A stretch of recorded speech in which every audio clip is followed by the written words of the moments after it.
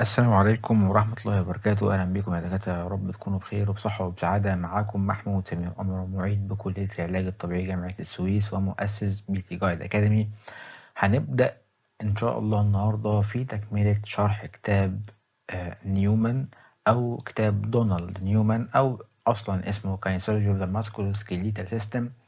كنا سجلنا منه بعض الفيديوهات من فترة، وكنا سجلنا السنة اللي فاتت ونزلنا بعض الفيديوهات من شرح كتاب Joint Structure and Function، وكنا برضو نزلنا جزء من شرح الكتاب ده في الجزء بتاع أو الجزء اللي خاص بالشولدر جوينت. هنبدأ النهاردة تكملة الكتاب من الأول. كنا نزلنا فيديوهين، هنبدأ إن شاء الله النهاردة في الفيديو الثالث، وهنتكلم عن بعض الترمينولوجي الخاصة بالجوينتس زي الرولينج والسلايدنج والسبيننج والكونكيف كونفكس رول والكونفكس كونكيف رول. طبعا الحاجات دي خاصة بالموبيلايزيشن أكتر. والله أول حاجة هنتكلم عنها النهاردة حاجة اسمها arthrokinetic. هي من اسمها arthrokinetic، يعني حاجة خاصة بالمفصل أو حاجة خاصة بالجوينت. المصطلح ده دايما هتلاقيه في أي حاجة خاصة بالجوينت، يقولك الارثروكاينماتيك والاوستيوكاينماتيك. الارثروكاينماتيك ده بيدسكرايب أو بيصف الحركة اللي بتحدث في المفصل. يعني أنا دلوقتي بحرك مفصل معين، العظمتين لما بيتحركوا على بعض ده تقع تحت الكاتيجوري بتاعة بتاعة الارثروكاينماتيك. لو شفت ايه هي الموفمنت اللي ممكن تحصل، والله ممكن يحصل رولينج، ممكن يحصل سلايدنج، ممكن يحصل سبيننج، وفي الغالب بيحصلوا يعني في اكتر من موفمنت بتحصل، مش رولينج بس او سلايدنج بس او سبيننج بس، لا بيبقى عبارة عن كومباينيشن مع بعض. ده بالنسبة للموفمنت. طيب والله ممكن العظمة الكونكيف بتتحرك على الكونفكس، تسمى كونكيف كونفكس رول، وممكن العظمة الكونفكس بيتحرك على الكونكيف فتسمى الكونفكس كونكيف رول. ده ليه قاعدة وده ليه قاعدة. ولكن قبل ما نتكلم على الكونكيف كونفكس والكونفكس كونكيف، هتكلم على يعني ايه اصلا رولينج ويعني سلايدنج ويعني ايه سبيننج. الرولينج كأني انا بجيب انبوبة بالبلدي خالص، او بجيب كورة وبزحلقها على الارض، بترول، بتلف معايا زي زي العظمة دي كده، كورة او ترس. الترس او الكورة دي بيحصل لها رولينج. يعني ايه الكلام ده؟ يعني بلية، كورة، انبوبة، الحاجات دي كلها عبارة عن ان في multiple points. ده التعريف بقى الاكاديمي. multiple points يعني في بعض النقاط على هذا السيرفيس بيحصل له كونتاكت مع برضه multiple points في السيرفيس الاخر. يعني شوية نقاط بيقابلوا شوية نقاط. ده بالنسبة للرولينج. طيب بالنسبة للسلايدنج، كأن انا جبت حجارة او في كرسي بجره على الارض. ده يعني ايه الكلام ده؟ يعني نقطة واحدة اللي هي رجلين الكرسي بتقابل multiple points اللي هي النقاط اللي على الارض. يعني بدون تعقيد، والله انا لو هطبق مثال على الرولينج، هجيب كورة وافرها على الارض. الفرة دي زي كرة البولينج كده، بعض نقاط او multiple points اللي هي على الكورة بتقابل multiple points على الارض. طيب بالنسبة للسلايدنج، انا جبت والله كرسي وبجرجره على الارض، هل الكرسي هيعرف يحصل له رولينج؟ لا. يبقى one point او single point اللي هي عبارة عن رجلين الكرسي بيتقابلوا مع multiple points على الارض، يعني بعض النقاط او شوية نقاط على الارض. طيب بالنسبة للسبيننج، والله بالنسبة للسبيننج ده مصطلح يدل على ان في روتيشن حصل في الجوينت، زي مثلا المفك ده عباره عن روتيشن او سبيننج. يبقى دلوقتي في والله رولينج وسلايدنج وسبيننج، طبعا في كومبريشن وديستراكشن، بضغط على حاجه وبسحبها من بعضها تعمل لي ديستراكشن. يبقى تاني الرولينج، معنى الرولينج او مصطلح الرولينج يعني ايه؟ بفر الكرة على الارض، الكرة دي لما بتتفر شوية نقاط بيقابلوا شوية نقاط تانيين. طيب السلايدنج بشد كرسي نقطة واحدة بتقابل بعض النقاط، والسبيننج اللي هو الروتيشن. طيب والله علاقة الرولينج والسلايدنج، الرولينج والسلايدنج لو طبقناها على الجلينو هيومرال جوينت اللي هو مفصل من ضمن المفاصل في الشولدر كومبلكس. طبعا احنا عارفين ان الجلينو هيومرال جوينت بيتكون من هيد اوف فيمورس بتارتيكوليت على الجلينويد كافيتي. طبعا نوعه بول اند سوكيت. وليه بول اند سوكيت او ليه يعني ليه ربنا خلقه كده؟ عشان بيسمح بكميه موفمنت كبيره، وايد رينج اوف موشن. ده بالنسبه لايه؟ ده بالنسبه لحته الجلينو هيومرال جوينت.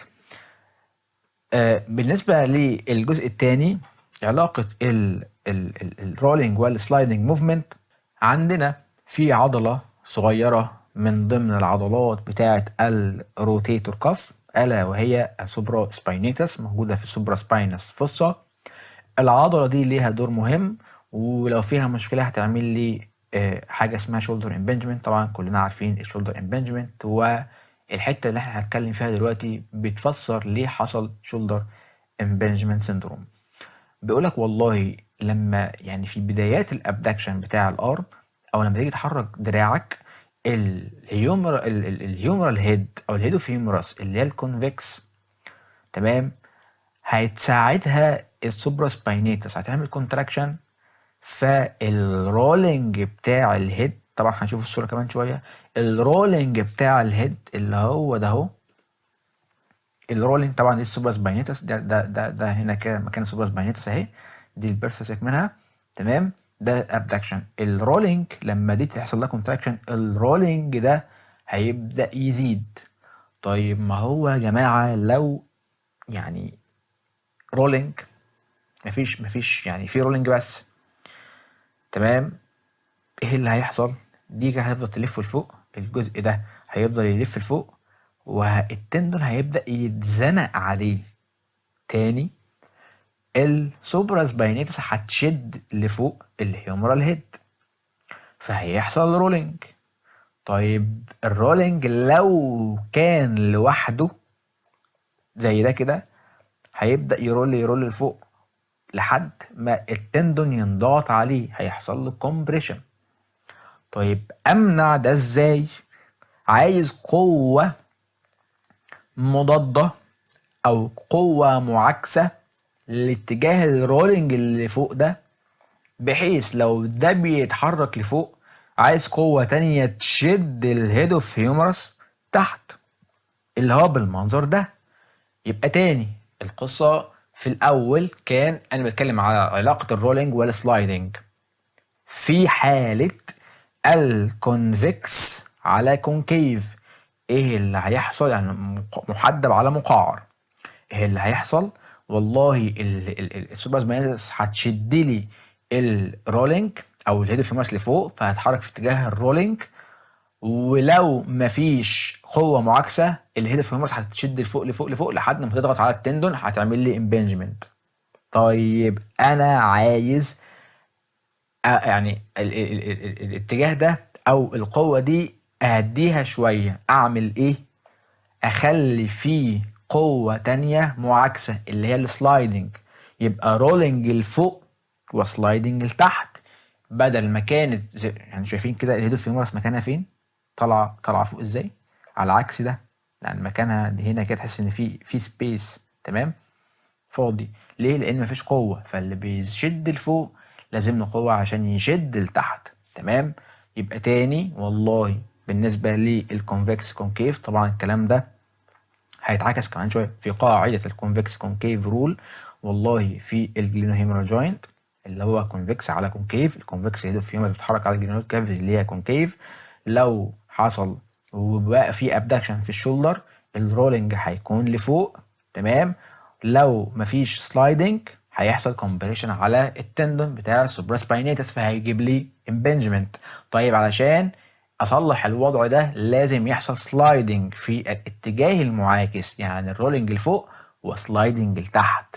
عشان كده يقول لك في قاعده الكونفكس كونكيف رول، تمام، في حاله ان الكونفكس هيتحرك على كونكيف الرولينج والسلايدنج في الاوبوزيت دايركشن، الاثنين عكس بعض، تمام. يبقى انا كده الرولينج لفوق والسلايدنج لتحت. علشان مثلا في حاله ان عايز ازود الشولدر ابدكشن هعمل ايه؟ هعمل موبيلايزيشن ليم تحت انفيريور. عرفنا السبب. يبقى الرولينج والسلايدنج في قاعده الكونفكس كونكيف رول الاثنين بيتحركوا عكس بعض في الاوبوزيت دايركشن وبيكونوا مع بعض في الكونكيف كونفكس رول. ده بالنسبه للكلام ده. فهو بيقول لك الرولينج is opposed by sliding on the opposite direction. الرولينج اللي كان في اتجاه فوق هيعاكس او يعني هيقابل بالسلايدنج في الاوبوزيت دايركشن. So the inferior directed slide of humerus head offset most of superior migration. يعني القوة اللي هي السلايدنج اللي لتحت هتحد لي او هتقلل لي او هتساوي القوة بتاعت الرولينج اللي كانت واخداها الهيد في superior migration. ده بالنسبة للرولينج والسلايدنج. اهو sliding occurs in opposite direction to rolling. اللي هو القوه فوق هتعكس القوه تحت. ده شرح الكلام اللي احنا قلناه. طبعا in pathological condition impingement of supraspinatus tendon occurs. يعني والله تاني لو مفيش السلايدنج اللي حصل تحت ده هتديني ايه؟ impingement على السوبراسباينيتس تندون. طبعا ده يا جماعه شكل الرولينج. عرفنا معنى الرولينج. سلايدنج نقطه واحده بتقابل النقاط، ده السبيننج، تمام. ده في حاله الكونكيف او كونفكس على كونكيف، وده في حالة إن الكونكيف هيتحرك على كونفكس، تمام. ملاحظين هنا حاجة مهمة، ملاحظين إن الرولينج والسلايدنج بيكونوا في عكس، يعني في السيم دايركشن في الكونكيف على كونفكس، وبيكونوا عكس بعض في حالة الكونفكس على كونكيف. طيب هنشرح دي ليه دلوقتي. أنا في الرسمة دي هنتخيل حاجة وهمية. ايه هي الحاجة الوهمية دي؟ والله الرولينج الهيد اهي، الجزء الكونفكس اهو، تمام، بيحصل رول رول رول رول. طيب لو كمل في الاخر احنا عايزين، يعني هو لو دي كملت هتلاقي طالعة لبره، فاحنا عايزين الهيد دي او الجزء ده تبقى في كونتاكت مع الجزء ده، فمحتاجين حاجة تزقها لجوه علشان ما تطلعليش بره، تمام. يبقى رولينج للناحيه دي كده وسلايدنج للجنب التاني في الاوبوزيت دايركشن عشان العظم ما يطلعليش بره، تمام. اما في حاله الرولينج والسلايدنج او في حاله الكونكيف على كونفكس، هي كده كده اصلا الكونكيف ولا بيتحرك فعامل كونتاكت مع الكونفكس. يبقى تاني يا جماعه بالنسبه والله للكونفكس كونكيف رول، الرولينج والسلايدنج الاثنين بيكونوا ما بيحبوش بعض، يعني في عكس بعض. اما في حاله الكونكيف على كونفكس والله الاثنين بيحبوا بعض، يعني ماشيين مع بعض في السيم دايركشن. ده شكل يوضح العلاقه ما بين الرولينج والسلايدنج في الكونفكس كونكيف رول. السوبراسباينس تندون هتشد لي، او السوبراسباينس مثلا هتشد لي الهيدوفيروماس لفوق، فهيطلع لي هيبقى في رولينج في اتجاه فوق، يقابله المفروض يقابله سلايدنج في الاتجاه المعاكس يعني لتحت. الاثنين دول يعني متساويين مع بعض. لو في خلل ومفيش سلايدنج لتحت هتلاقي الرولينج زايد لفوق وهيضغط لي على السوبرا سباينيتس تندون فهيديني شولدر امبنجمنت او امبنجمنت على السوبرا سباينيتس تندون. طيب سبيننج والله يعني حاجه بتلف على حاجه زي الايه، زي البرونيشن والسباينيشن بيحصل سبيننج اهو، تمام. الراديوس بتلف لي على الكابيتولم بتاعه الهيومرس، تمام، اللي هو الجزء ده. يبقى في حاله اثناء السوباينيشن والبرونيشن الراديوس او الراديال هيد هتلف لي على الكابيتولم بتاعه الهيومرس، فده طبيعي يعني اللي احنا عارفينه. ده اللي هو للسبيننج او مثال للسبيننج. طيب والله هو جه هنا قال لك في بعض الحركات، وقلت في اول الفيديو والله في بعض الحركات بتكومباين او بتكون عباره عن رولينج وسلايدنج وسبيننج الكولكشن مع بعض، زي الني فليكشن واكستنشن. تمام. والله الني فليكشن واكستنشن ممكن يحصل اصلا فيها يعني الكونكيف كونفكس والكونفكس كونكيف. ايه اللي بيحصل لما انا طبعا الفيمورال كوندايل بيكون عباره عن الكونفكس، والتيبيال بلاتو بتكون فيها شويه تقاعر، يعني فيها كونكيف او هي بتكون كونكيف. لو في حالة عندنا ممكن التibia هي اللي تتحرك على الفيمور، ده open kinetic chain، أو ممكن الفيمور هي اللي تتحرك على التibia. فهو لو التibia اللي هي كونكيف اتحركت على الفيمور اللي هي كونفكس، هيبقى الرولينج والسلايدنج في السيم دايركشن. هيبقى الرولينج والسلايدنج الاتنين ماشيين مع بعض مع الموفمنت اصلا. يعني انا بفرد رجلي بتفتح يعني بحركه تيبيا لفوق، الرولينج معاها والسلايدنج معاها. تمام. طيب لو العكس بشتغل من الكلوز كاينيتيك تشين، يعني انا الفيمور هي اللي هيتحرك على التيبيا، فيمورال اون تيبيال ني اكستنشن. الفيمور اللي هي كونفكس هيتحرك على التيبيا اللي هي كونكيف شبه الشولدر. طبعا هيبقى عكس بعض، الرولينج هيحصل مع الموفمنت العادية اللي هو انا بفرد الفيمر، والسلايدنج هيكون العكس. يبقى ده بنطبق قاعدة الكونكيف على كونفكس والكونفكس على كونكيف. يعني ايه الكلام ده؟ احنا عارفين في قاعدة الكونفكس على كونكيف الرولينج والسلايدنج بيكونوا عكس بعض، اما في حالة الكونكيف على كونفكس الرولينج والسلايدنج بيكونوا مع بعض. طيب نطبقها على، احنا طبقناها على الشولدر اللي هو الهيدوفيومرس على الجينويد كافيتي كونفكس على كونكيف، فالاتنين عكس بعض. طيب اعملها على الني ازاي؟ الني والله لو انا بفرد ركبتي ني اكستنشن ممكن اعملها كلوز او اوبن. الاوبن يعني انا بفرد ركبتي بعمل ني اكستنشن، يعني التibia هي اللي هيتحرك. التibia بتكون كونكيف بيتحرك على الفيمر كوندايل اللي هو كونفكس، يبقى كونكيف على كونفكس في الايه في السيم دايركشن الرولينج والسلايدنج. طيب لو انا بحرك الفيمر اللي هي كونفكس على التيبيا اللي هي كونكيف، يبقى كونفكس على كونكيف، الرولينج والسلايدنج هيكونوا في عكس بعض، او هما الاثنين هيكونوا في معاكسين لبعض يعني. ده بالنسبه دي صوره اهو. ده انا والله ده ايه اللي هيتحرك؟ اللي هيتحرك اللي هو الهيد اوف فيمر، اللي هو ايه؟ الهيد اوف فيمر اللي هي كونكيف او عفوا كونفكس. يبقى الكونفكس زي ما احنا عارفين من الشولدر الكونفكس على كونكيف. الرولينج زي ما احنا قلنا من شويه هيحصل رولينج لبره، فعلشان ما تفطش بره المفصل يعني ده نتخيل، فمحتاجه قوه معاكسه ليها تدخلها لجوه. يبقى الرولينج والسلايدنج الاثنين عكس بعض. في حاله ايه؟ طبعا في شويه روتيشن بيحصلوا. تمام. في حاله ان الكونفكس بيتحرك على كونكيف. طيب العكس ده الكلوز تشين، ده زي السكوات. طيب بالنسبه للاوبن، والله الاوبن ده التibia هي اللي هتتحرك على الفيمر، التibia كونكيف على الفيمر كونفكس، يبقى كونكيف على كونفكس، هما الاثنين بيكونوا في السيم دايركشن، الرولينج لبره اهو والسلايدنج معاه. انما ده كان واحده طالعه لبره وواحده داخله لجوه في السيم دايركشن. طيب لو انا عايز بقى احط تعابير ميكانيكس، هيقول لك الفيمورال اون تيبيال ني اكستنشن. فيمورال اون تيبيال ني اكستنشن يعني ايه؟ يعني كونفكس على كونكيف اللي هو closed chain exercise. يعني ايه؟ يعني سكوات.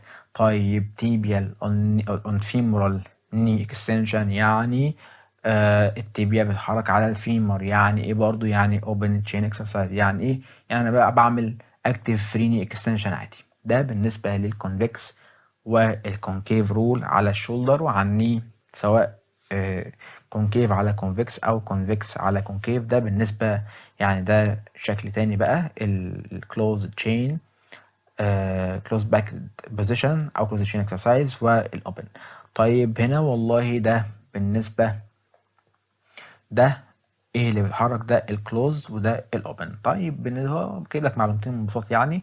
في الكلوزد بيقول لك الليجامنتس اللي بتسراوند الجوينت والكبسول بتاع الجوينت بيكون طف علشان يبروفايد او يوفر لي استابيليتي للمفصل، لان الجزء اللي فوق هو اللي بيتحرك على الجزء اللي تحت. اما في اللوز لا، بيبقى ايه اللي هو في الاوبن يعني بتبقى الليجامنت فيها شويه لاكستي يعني. بس ده بالنسبه للجزء بتاع اوبن والكلوز وكونفكس على كونكيف. طيب يا جماعه تاني اخدنا والله النهارده شويه مصطلحات رولينج وسلايدنج وسبيننج كومبريشن ديستراكشن.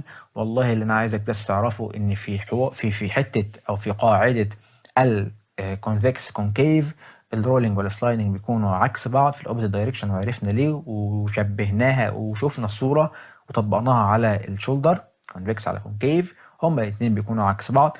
اما في حاله الكونكيف على كونفكس بيكونوا في السيم دايركشن، وطبقناها على الني. عرفنا والله ان الني يطبق فيها قاعدتين، لو الفيمر هي اللي بتتحرك على التيبيا يبقى كونفكس على كونكيف، هما الاثنين بيكونوا في الاوبزيت دايركشن. اما لو في حاله ان التيبيا هي اللي تتحرك على الفيمر هما الاثنين بيكونوا في السيم دايركشن.